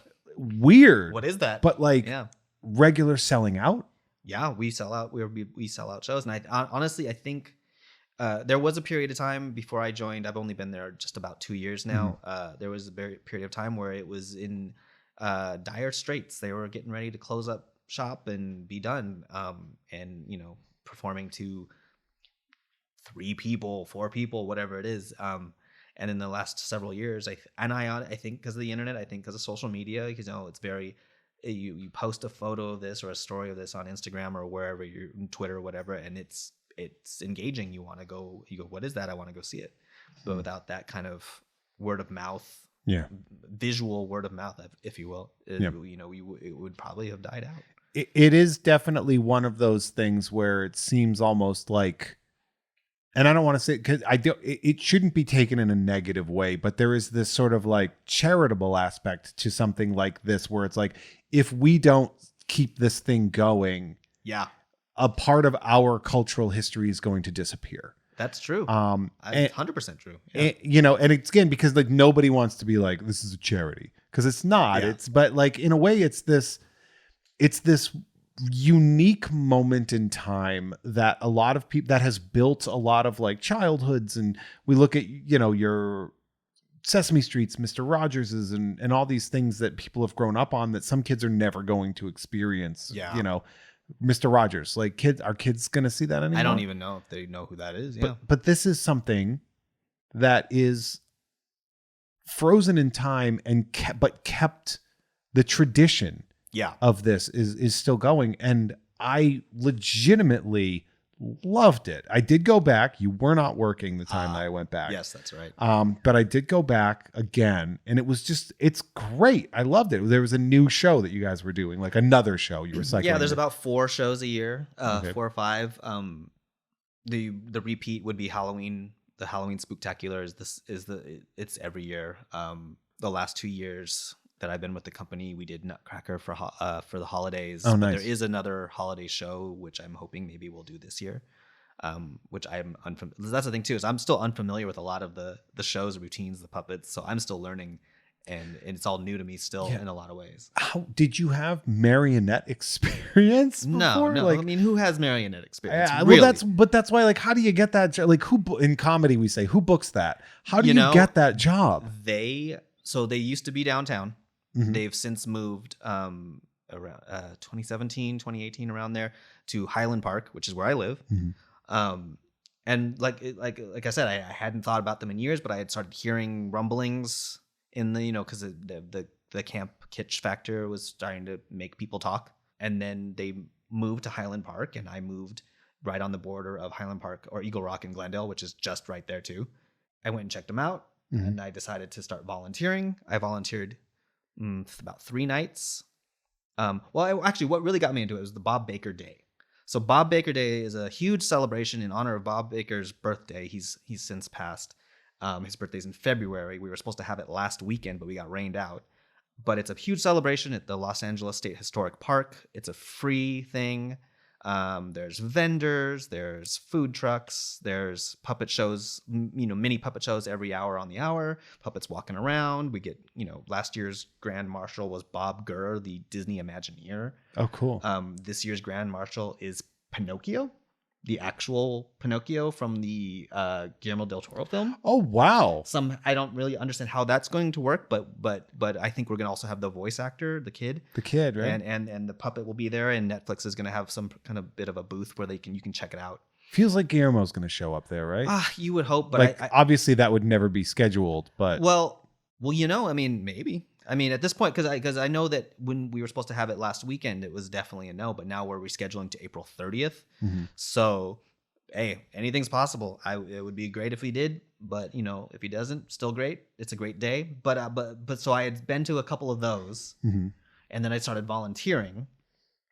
I went with my best friend Ace, and we were sitting there. Your best friend's name is Ace? Yeah, awesome. Hell right? Yeah. And we were watching the show, and they looked at me and they said, "You need to do this." And I said, "I don't know. I was still working at Loungefly. I wouldn't know how to get involved. I didn't know if there was skills you needed. Like how do you?" Yeah. How do you get started on this? Yeah. But that made me think, and I went back and looked them up. Saw they had volunteer days. I volunteered a few nights. Got some weird tasks like helping archive the drops, the scenic drops. Mm-hmm. Unfold this one, measure it, fold it back up, tape it off, right, 11 feet by 14 feet, and it's the farm backdrop.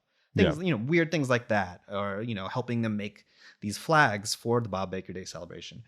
But then the pandemic happened and everything shut down. Yeah. And so I had volunteered a couple of days, but that was that. And in the interim, lost my day job. I was laid off during that. And, it was kind of just doing what we were all doing. We were all just kind of just sitting around going, what are we going to do?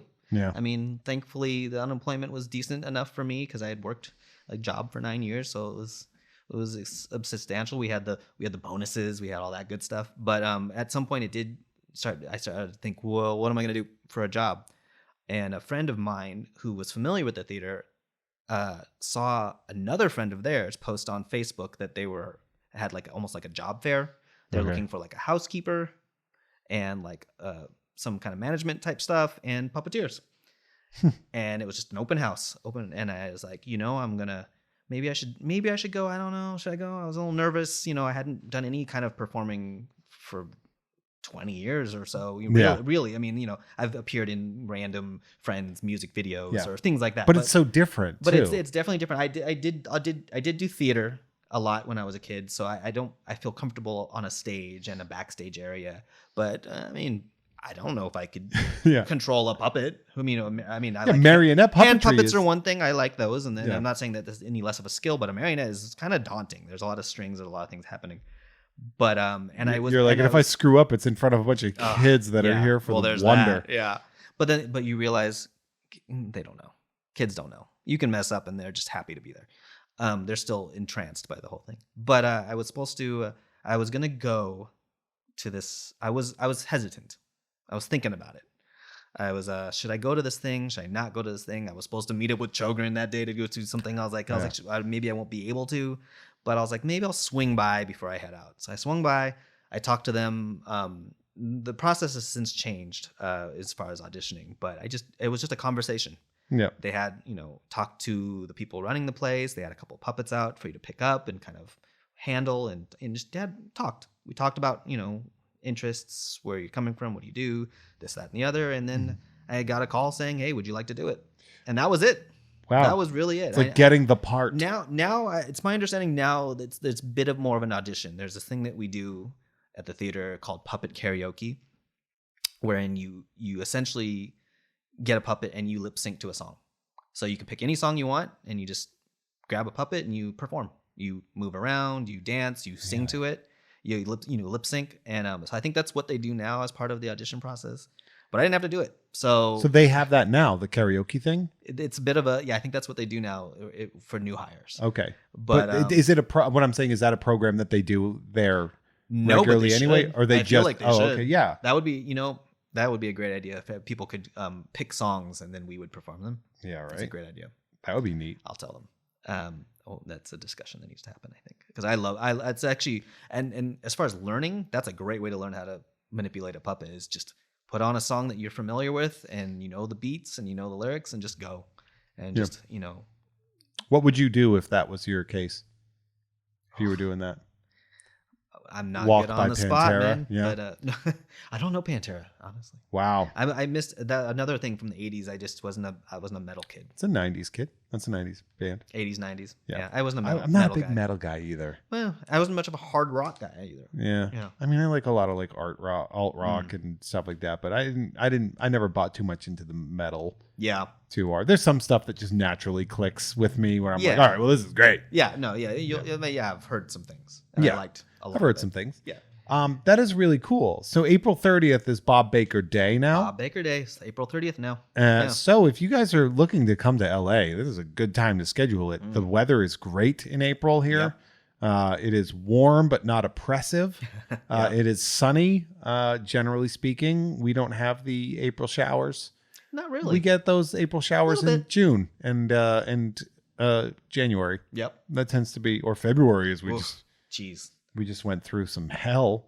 There was some snow here. I know I got to let you get going soon, right? So what I want to do here is, and for those of you that are patrons, we got some bonus content coming your way. But for those of you that are about to leave on the free feed here, Nick, we can find you at Undead Guy on Instagram. That's the main spot at this point. I have a Twitter, but I'm not super active there. It's the Nick Cowan, because there's another Nick Cowan. I spell Nick with N-I-C. There's a singer, right? Yes. Yeah, that's that guy. Cowan. So I kind of put you guys in a jar, shake it up. Yeah, no, I grabbed that. That's mine. Yeah, I'm the one.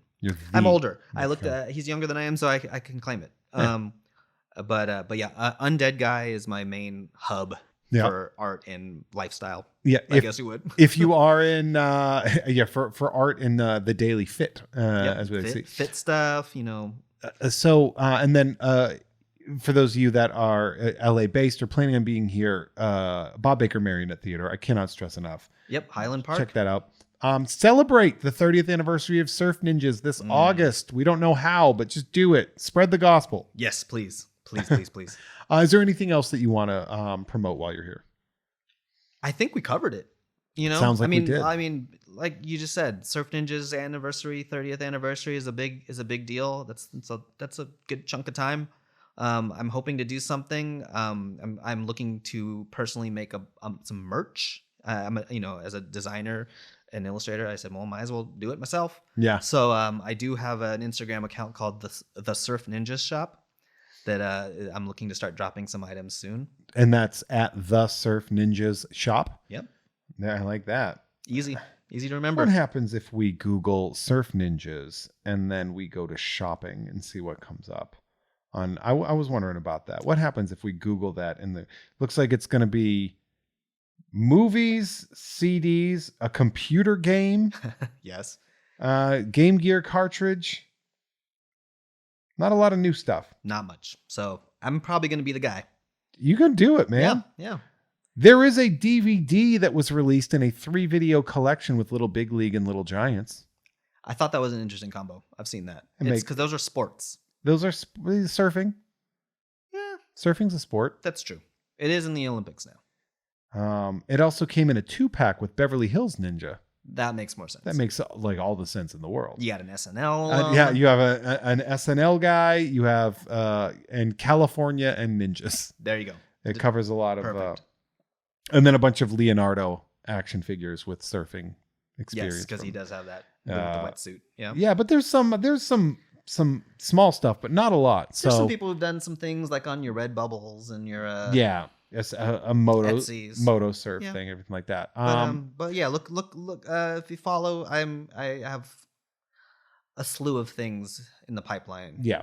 So check out the Surf Ninjas Shop on Instagram as well. If you want to hear more from me, obviously you do. If you were listening to this for free, thank you. The only way I could like you more is if you were listening at patreon.com/JeffMay, where you can get early access to uncensored episodes with bonus content, as well as access to shows like Ugh Fine with Kim Krall, my monthly show, as well as Nerd with Dre Alvarez, which is also available for free, but for some reason it sounds better on the Patreon.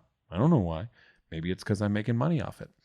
You can also hear me on You Don't Even Like Sports and Unpopular Opinion, both on the Unpops Network, as well as Tom and Jeff Watch Batman on Gamefully Unemployed.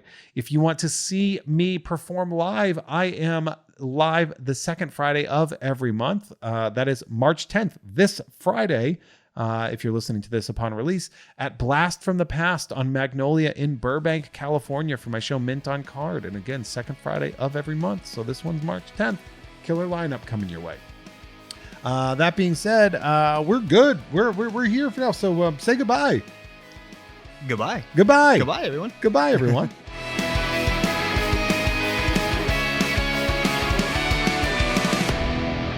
Hey, everyone. Our artwork is created by Justin T. Brown, who can be found at Artness by Justin Brown on Instagram, as well as artnessbyjustinbrown.com. That dope music you heard is by Troy Nababon, available at Troy Nababon on Instagram, as well as at troynababon.com. Nababon is spelled Nababan, and boy, does that shred. Thank you all so much for listening. See you next time.